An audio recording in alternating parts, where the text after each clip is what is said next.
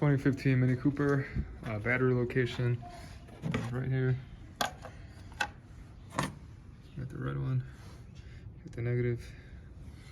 Red means positive, black means negative, black means ground. You can use a ratchet like this, it's 10 millimeters.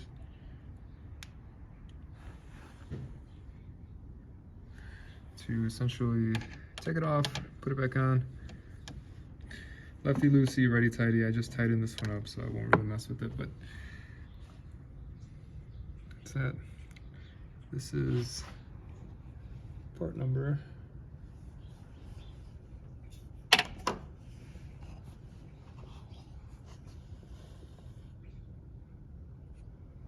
Now, to take it off, you gotta take off this plastic panel that's here.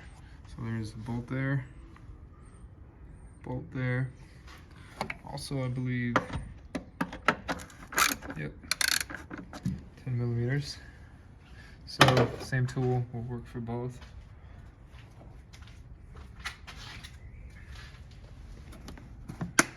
And on this side, oh, it's not coming off.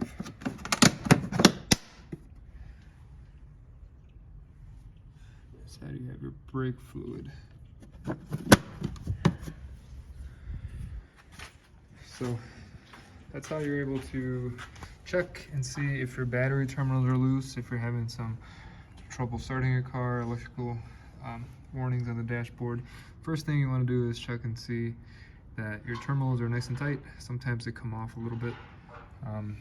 If that's all good, you can always charge your battery using a battery charger. Sometimes that brings the battery back to life. There's also repair settings.